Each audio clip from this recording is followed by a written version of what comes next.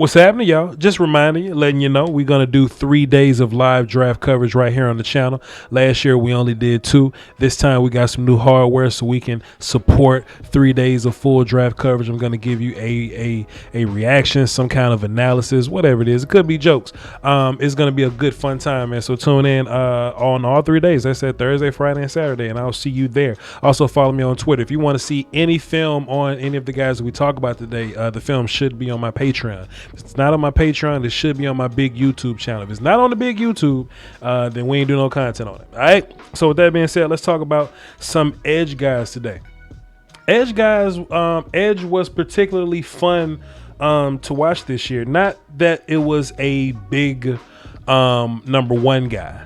Right, like there was no Chase Young, there was no Bosa, there was no Miles Garrett or whatnot. So people just kind of assumed that the edge class was bad. But what you're gonna see is like somewhere between, I'll say about 15, pick number 15 to about pick number 75 or so.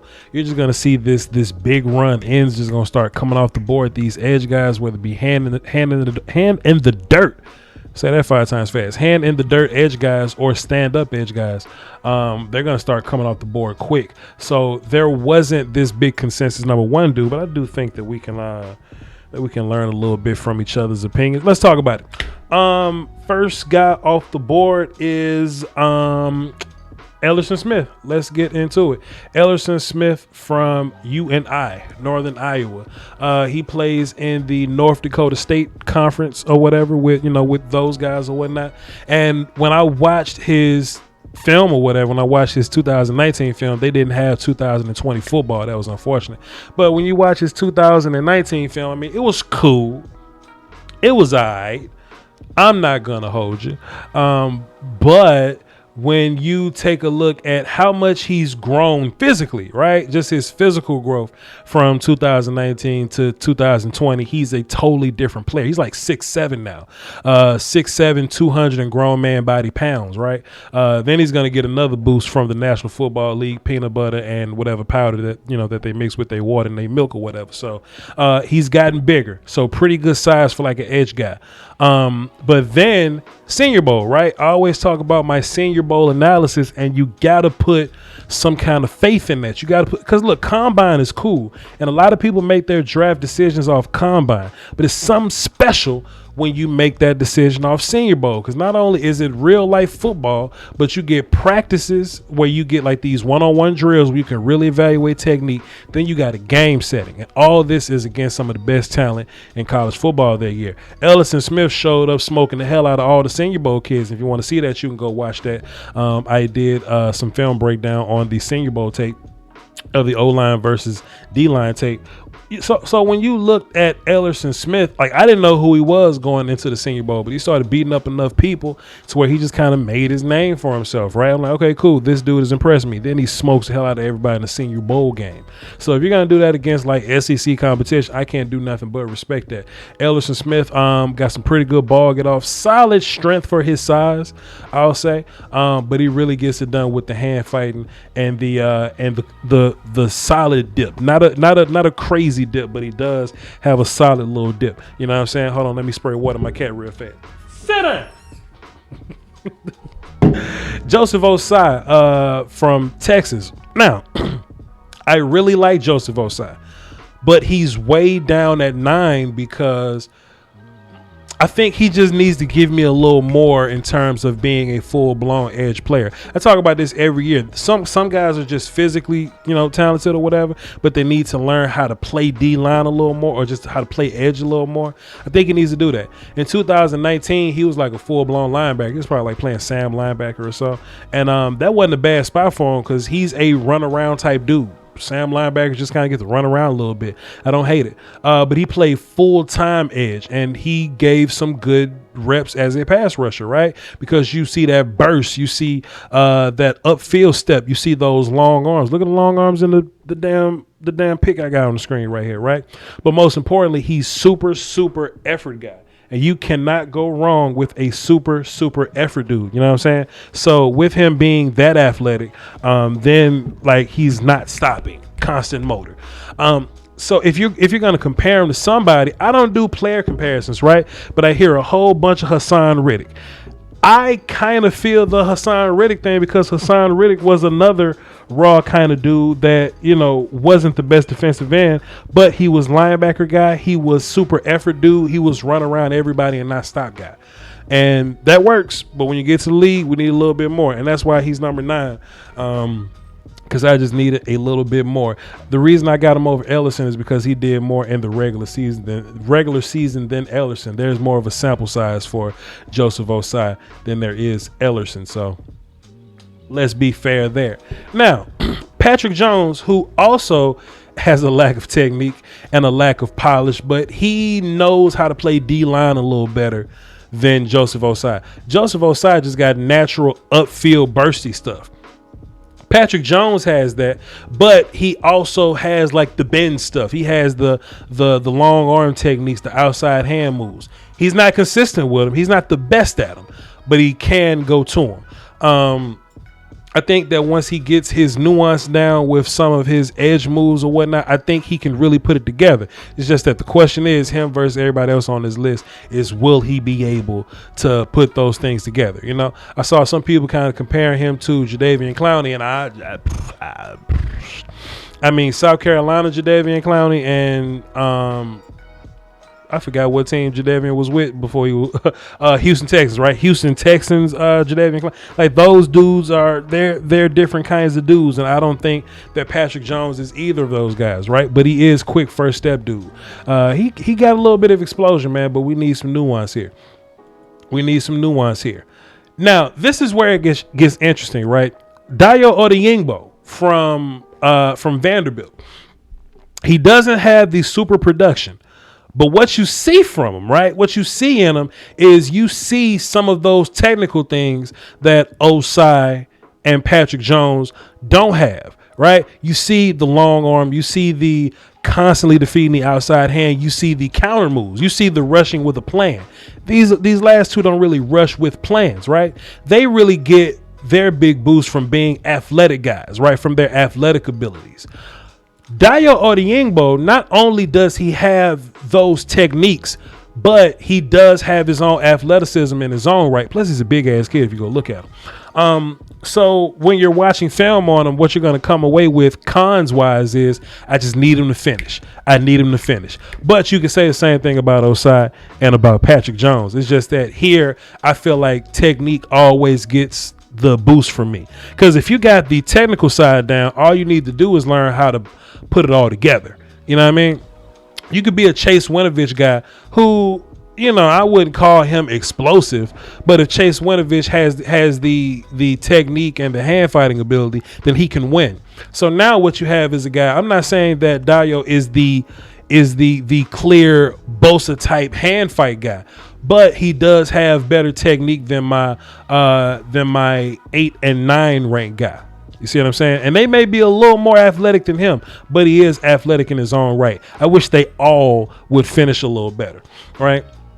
Daiya Odenigbo also has the edge over my number 10 guy, Elliott Smith, also because he's played the better competition. So the ACC offensive lineman, the Big 12 offensive lineman, the SEC offensive lineman, they all get that nod over there. Even though Ellerson did it in a Senior Bowl practice environment, I kind of, you know, these other guys got like double-digit games in their environment. So being fair to them, we just got to be fair on that side again. Boogie Basham, very interesting player. What he's going to give you, first of all, you know, when you look at him, I don't even think this picture doing him justice. He's a big-ass dude. Big ass dude. But when you watch him play, he plays like a slashy, explosive kind of guy. It's kind of interesting when you watch Boogie put his game together, you know? I would say that his Senior Bowl tape was an upgrade from his game tape, right? And that's something else that we got to keep eyes on, because you may say, well, Voch, you said the same thing about Ellerson. Sure. But I saw Boogie Basham do it in the game tape. But he got better. I didn't like Ellerson's 2019 tape. He just wasn't the guy that he was. Like, he's bigger now, whatever. I got to see what he's like bigger now.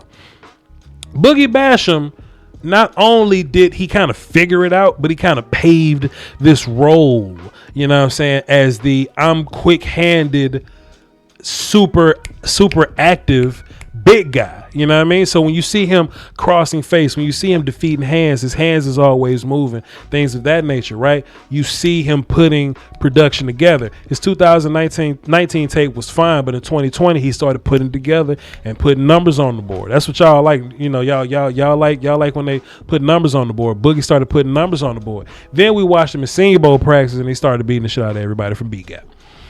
Oh boy, so now you got Boogie Basham, who can be, in my mind, he was your left defensive end. He developed enough quickness and movement to be your right defensive end. Then he goes to the Senior Bowl, does both of those, but he also starts whooping ass from B-Gap. Indeed, I think that versatility is going to do a lot for his draft stock, and that's the reason why Boogie Basham is over these guys. I put him over Daiya because he actually put his game together. He learned how to finish. He put the numbers on the board. You know what I'm saying? To where Patrick got numbers on the board, but I need to see Patrick finish a little more. To where Osan is still super raw as a pass rusher. You see what I'm saying? So those are my reasons why I got Boogie over those guys. I know these breakdowns make for longer videos or whatever, but hey man, y'all may really need to know, what I'm talking about when I'm talking about it. My number 5 guy is Greg Russo's clone, Peyton Turner, right? I feel like every time somebody talks about Greg Russo and what's good about him, I feel like they're describing Peyton Turner.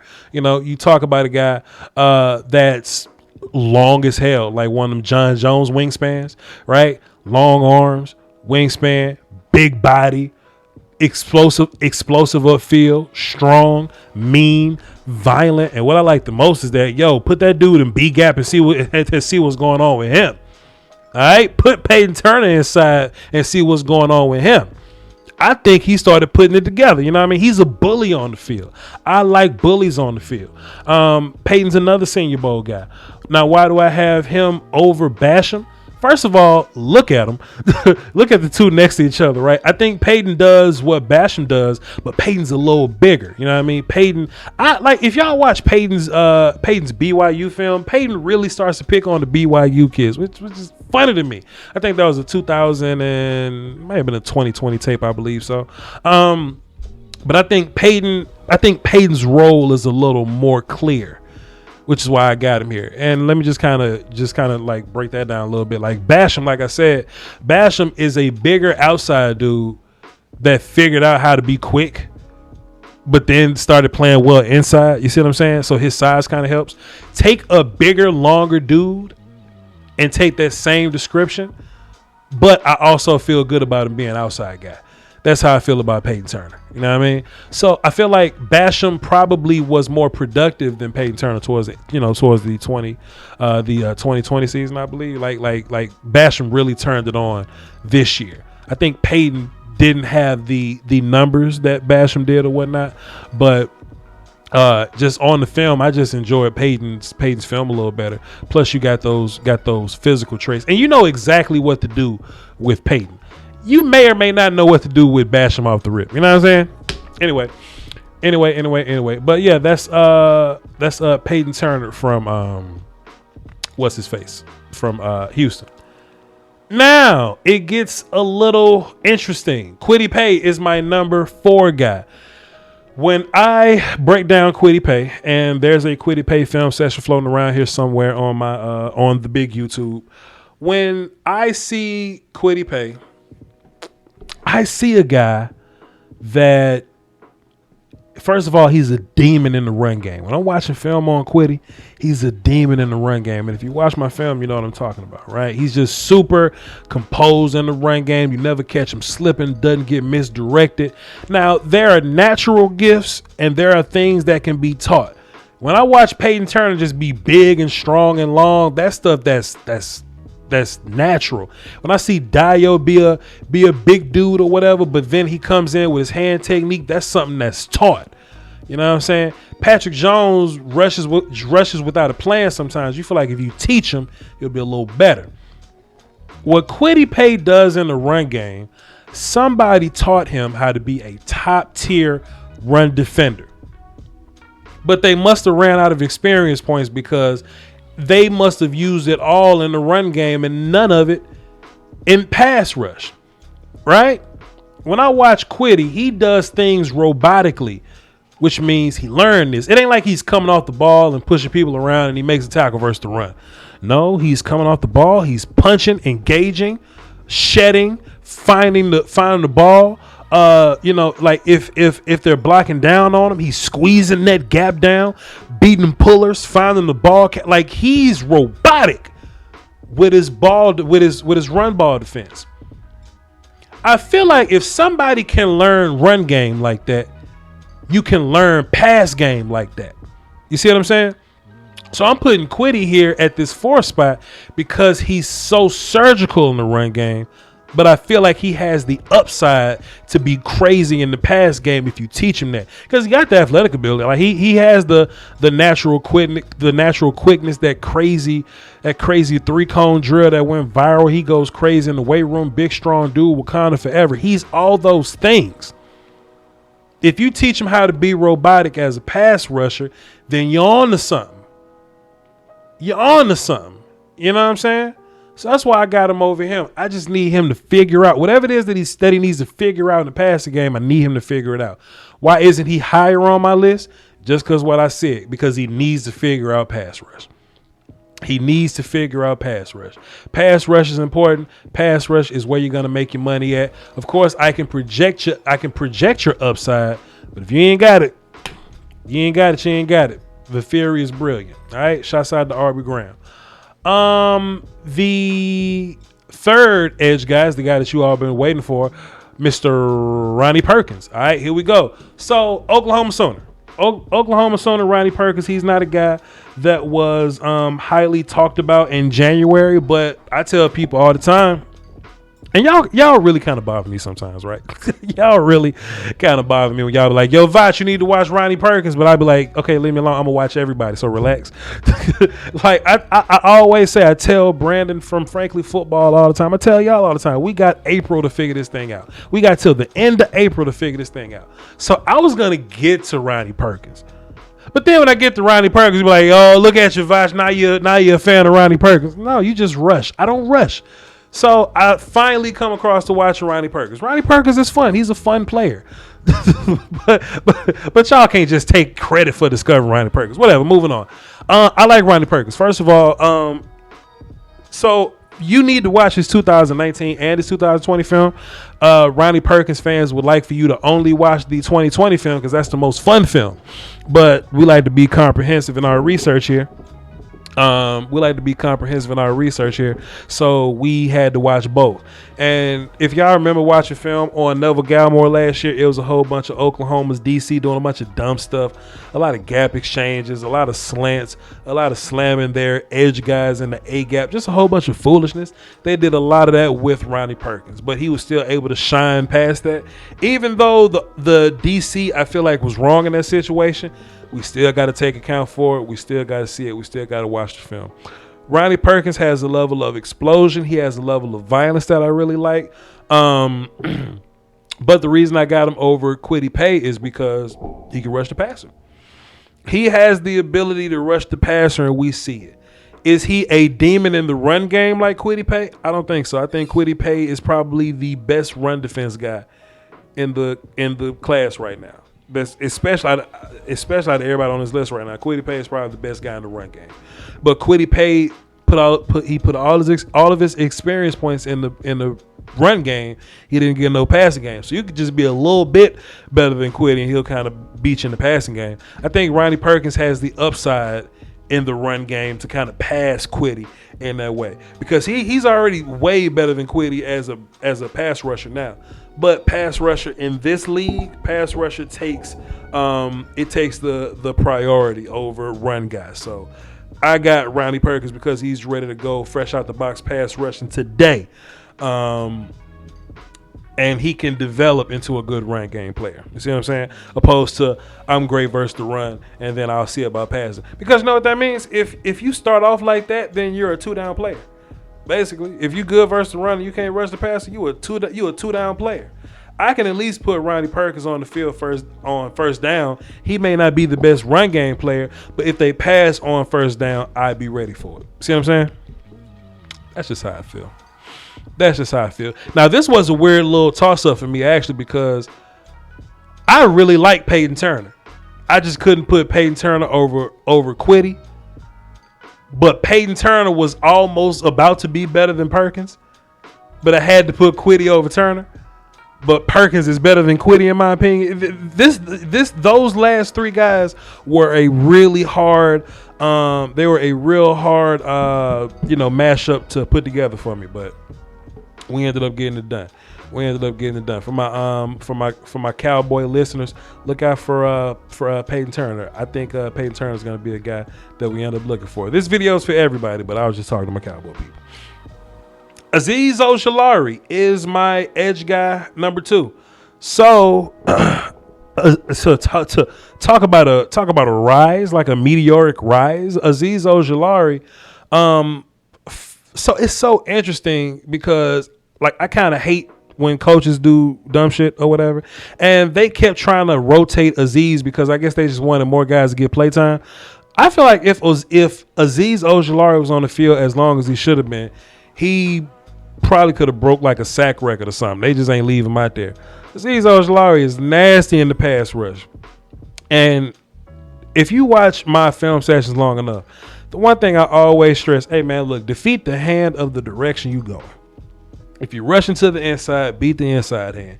If you're rushing to the outside, beat the outside hand. Azeez Ojulari consistently defeats the hand of the direction that he's going. And I can't do nothing but respect that. You want to give Voch respect, do what he tell you to do in the damn film session. You'll be all right. He was good all year, but he really turned it on in that Cincinnati game, and he started giving them boys pressure. I'll say on his back, on Ojulari's back, Georgia was able to do some nice things on defense because of him. You know what I'm saying? It was a close game, but man, Ojulari was putting pressure on them kids, man. Let me just kind of rewind this because I'm guessing people want to know these answers. Elliott Smith is a hand in the dirt guy that could be an outside stand-up guy. Joseph Osan is a stand-up guy. You may put his hand in the dirt sometimes. I think Patrick Jones is equally both. I think Daiya Odenigbo is a hand in the dirt guy. Possibly could do some outside. Can also be a 3-4 defensive end type because of his hands or whatever. You might want to give him one of those league peanut butter get big sandwiches, but he's there. Basham is a hand in the dirt guy, 3-tech guy. Peyton Turner stood up on film some, but he's so big I consider him a hand in the dirt guy, sometimes 3-tech guy. Quitty Payne is a hand in the dirt guy, sometimes 3-tech guy. Perkins, I think, can stand up because he's athletic enough to do it, but he's also a hand in the dirt guy. Azeez Ojulari is a stand-up guy, stand-up outside linebacker guy that I think can put his hand in the dirt sometimes. I really like Ojulari. I really like his pass rushing polish, his pass rushing technique, his hand fighting and all that. His athleticism, his bend. He can bend. And he's long as hell. I think just like with Ronnie Perkins, he's going to develop into a better run defender. But his floor as a pass rusher really puts him over the edge. It really puts him over Quitty Payne. And that's why I got him that's why I got him as the number 2 guy. And last but not least, everybody's favorite, number 15 from Miami, Jalen Phillips. Jalen Phillips. Hey, man, listen, bro. Listen, you watch film on this kid, dog. It just becomes oh so clear who the best guy in the class is. Now, if you like Ojulari as the number 1 guy, I'm not going to hate you. I'll disagree, but I'm not going to flat out hate you. Jalen Phillips puts it together so well in terms of being a balanced guy, in terms of I'm good versus the run. I'm also good versus the pass. In terms of I have athleticism, but I also got techniques. I rush with a plan. I have physical abilities as well. You know what I'm saying? Jalen Phillips. Now when I'm doing these rankings, man, I'm not accounting for no off-field stuff. I don't care about him wanting to be a rapper. Chase Young wanted to be an R&B singer. He was singing on the NFL Network. I ain't trying to hear none of that. I don't care about his injury. Some people were kind of mistaken when they felt like he retired because he didn't like football. He had some concussions, and UCLA made him medically retire. But then he went to Miami and he didn't have concussions. So good for him. He was a bit rusty in the first portion of the season, but then he got to the quarterback 10 times in like 7 games. You can't beat that. You can't beat that with a stick, Playboy. He puts it together. The production, technique, physical stuff. Jalen Phillips is my edge guy number 1, and I'm not changing my mind at all. Now let me kind of explain our guy Russo. Russo is not on this list. He ain't on this list at all. And you know, that's kind of been my vibes for the longest, you know. And even if he's not the number 1 guy or a top 5 guy, some of y'all may be like, well, Voch, he's not even a top 10 guy for you. No, and let me tell you why. Because if I was coaching him, I have no clue what to do with a damn Greg Russo. No clue. Now, if you want to get him because of potential, if you want, like, look, even if you ever get a player because of potential and upside, you still see something in the floor of him. You know what I mean? Patrick Jones got upside, but you can watch his tape and be like, okay, I see what I can do with Patrick Jones. Everybody you ask about Russo that may be pro Russo, they be like, well, Voch, can you put 30 pounds on him and see what's going on? You know what I'm saying? His 2019 film, he was 240 pounds. I think he showed up to the pro day at 260. So you already putting on 20 additional pounds you didn't have at first. Then he tested badly at the damn pro day, probably because he had 20 extra pounds on his body that he wasn't used to carrying. And after running after testing weirdly, then you want to look at him and be like, well, Voch, can we put him at 280 and get him to play inside? You want to make him a light interior guy? Like Ed Oliver is an interior guy, but he moves better. Like Ed Oliver is a light interior guy, but he moves better than Russo coming out. So you want to put 60 pounds on Russo till he get to 300 pounds. You want to let him play inside because that's where he got production at. But Voch,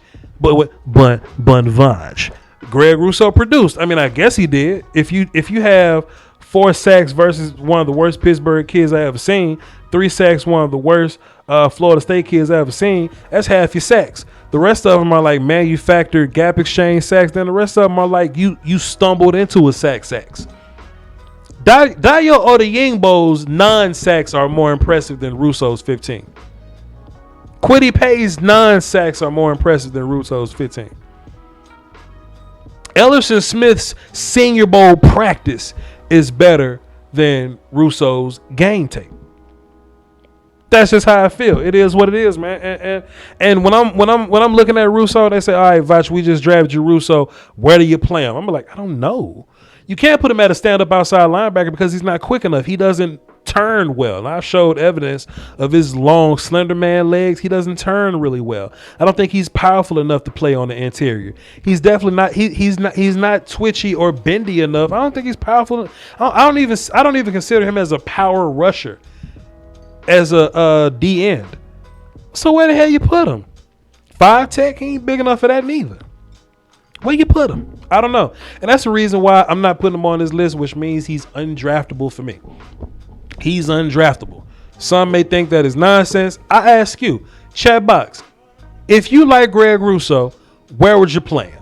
And you know what you're going to say? You're going to see a combination of, well, I'm going to put 30 pounds on him and do this. Or I'm going to do this to him and do that to him. Or I'm going to make him wear wide receiver gloves. Can you believe somebody had the audacity, had the gumption to be like, Voch, how dare you say Greg Russo ain't athletic? If you want to see him be athletic, go watch his wide receiver tape from high school. Excuse me? Get out of here, my guy. Be a fan, not a fiend. I'm not a Russo guy, man. But hey, man, I hope he does well. I hope he gets drafted early in the first round. I hope he gets his money. I hope he buys his mama a house. I hope he take care of his family, dog. But just from an objective, I'm grading a player type stuff, can't do it. That's all I got on the edges, man. Hey, I'll be dropping more videos. Stay tuned. Thank y'all for being here. Follow me on Twitter, VOCHLOMBARDI. Peace.